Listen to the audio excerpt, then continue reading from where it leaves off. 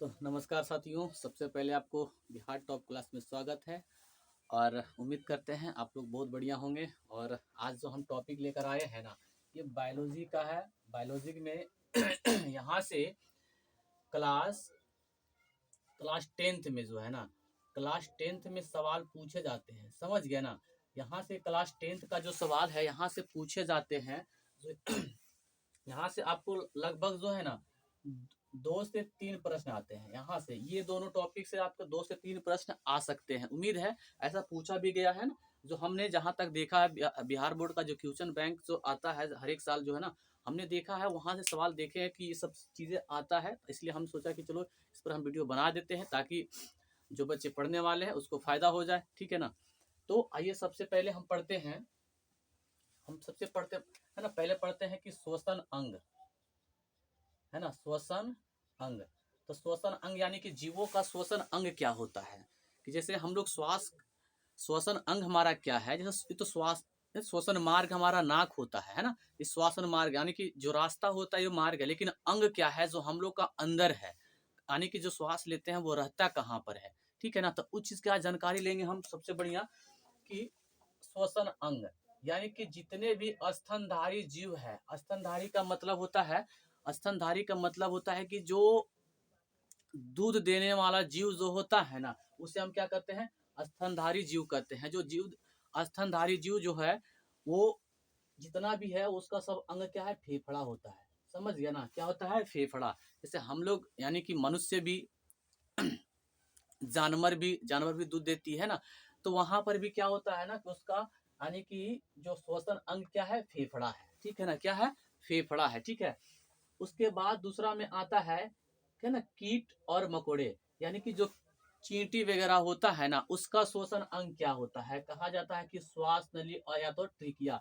Sir श्वास नली और ट्रिकिया कहते हैं किसको है, जैसे हम लोग का ट्रिकिया देखिए, ये वाला दिख रहा है ना, ये वाला भाग को हम क्या कहते हैं, ट्रिकिया कहते हैं या तो श्वास नली कहते हैं, ठीक है। ट्रिकिया तो श्वास नली कहते हैं। उसके बाद तीसरा में आता है हमारा जलीय जीव। जलीय जीव, अब देखो जलीय जीव का श्वसन अंग क्या होता है, गिल्स होता है। गिल्स या तो इसको हिंदी में क्लोम कहते हैं, क्या कहते हैं, क्लोम। और जलीय जीव में क्या आ जाएगा, जैसे मछली हो गया, और भी जो जीव रहता है जो जल में रहता है ना, उसको हम जलीय जीव कहते हैं। और जो भी जल में जीव रहने वाला उसका श्वसन अंग क्या होता है, गिल्स या तो क्लोम, है ना। गिल्स जो हमारा इंग्लिश वर्ड है ना, और क्लोम जो है इसको हिंदी कहते हैं। गिल्स का हिंदी क्या होता है, तो क्लोम होता है, ठीक है। और है उसके बाद आता है कि मेढक। उसके बाद क्या आ रहा है, मेढक। मेढक का श्वसन अंग क्या है, मेढक जो होता है इसका श्वसन अंग क्या है। आप लोग मेढक को देखे होंगे कि इसका श्वसन अंग क्या होता है कि अगर भूमि पर है यानी कि भूमि के ऊपर है तो उसका श्वसन अंग फेफड़ा हो जाता है, ठीक है ना। अगर भूमि के ऊपर है तो इसका श्वसन अंग क्या होता है, फेफड़ा हो जाएगा। अगर फिर उसके बाद अगर भूमि के नीचे जाता है, भूमिगत मतलब होता है कि भूमि के नीचे, ठीक है ना। भूमि के नीचे यानी कि जमीन के नीचे जाता है तो उसका श्वसन अंग हो जाता है त्वचा, ठीक है ना। क्या हो जाता है, त्वचा। त्वचा यानी कि वो अपने शरीर से सांस लेता है, ठीक है, उसका श्वसन अंग होता है, ठीक। उसके बाद आता है टेडमोल। अच्छा टेडमोल क्या होगा भाई, है ना। तो टेडमोल का नाम तो सुना नहीं होगा, है ना। तो टेडमोल का होता है ना, टेडमोल का मतलब होता है कि मेढक का बच्चा जो होता है, मेढक का बच्चा, उसका श्वसन अंग होता है गिल्स, ठीक है ना। इसी को हिंदी में क्या कहते हैं, क्लोम कहते हैं। उसके बाद आता है हमारा तिलचट्टा, ठीक है ना, तिलचट्टा। अब तिलचट्टा क्या है, तिलचट्टा शब्द देखे होंगे, है ना। तिलचट्टा क्या है, कहता है कि तिलचट्टा का श्वसन अंग होता है ट्रिकिया, है ना। जितना भी कीट होता है वो उसका श्वास नली या तो ट्रिकिया कहते हैं, ठीक है ना। ट्रिकिया या तो श्वास नली, ठीक है। अब उसके बाद आता है कि श्वसन। जो मनुष्य होता है वो श्वसन, देखो कुछ यानी कि ऑक्सीजन यानी कि श्वास लेते भी हैं और छोड़ते भी हैं। तो हम लोग लेते क्या है और छोड़ते क्या है, यानी कितना प्रतिशत गैस को लेते हैं, कितना प्रतिशत हम गैस को छोड़ते हैं, ठीक है ना। तो सबसे पहले होता है कि ना कि लेते हैं और छोड़ते हैं। तो लेने वाला को कहते हैं निःश्वसन, ठीक है ना। लेने वाला को क्या कहते हैं, लेने वाला को हम निःश्वसन कहते हैं, और छोड़ने वाला को क्या कहते हैं, निःश्वसन। क्या कहते हैं, निःश्वसन, ठीक है ना।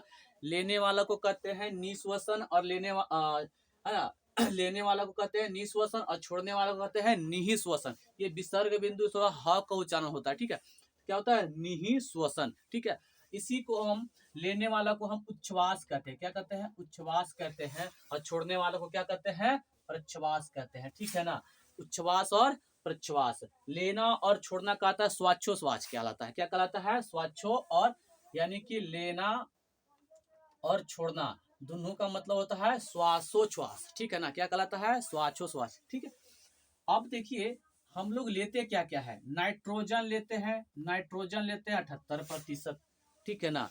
हम जो गैस लेते हैं, नाइट्रोजन जो लेते हैं ना, वो कितना लेते हैं? 78%। ऑक्सीजन कितना लेते हैं? ऑक्सीजन लेते हैं 21%।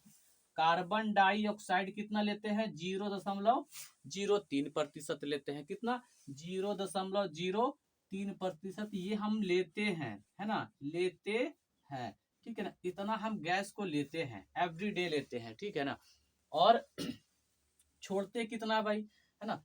तो छोड़ने का देखो कहता है कि नाइट्रोजन जो छोड़ते हैं ना, 78 में 78% को हम छोड़ देते हैं, 78% हम छोड़ देते हैं। बाकी हम लेते ऑक्सीजन है कितना? 21%, लेकिन छोड़ते हैं कितना? 17%, ठीक है ना। छोड़ते कितना है? 17%। और कार्बन डाइऑक्साइड लेते हैं कितना?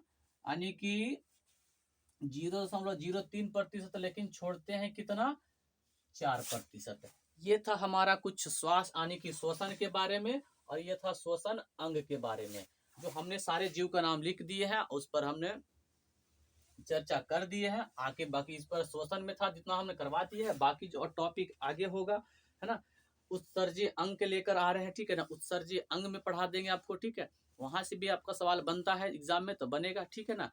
तो अगर वीडियो अच्छा लगेगा तो आप चैनल को सब्सक्राइब कर लीजिएगा। इस तरह का वीडियो आपको डेली मिलते रहेगा। और आज के लिए जय हिंद, जय भारत।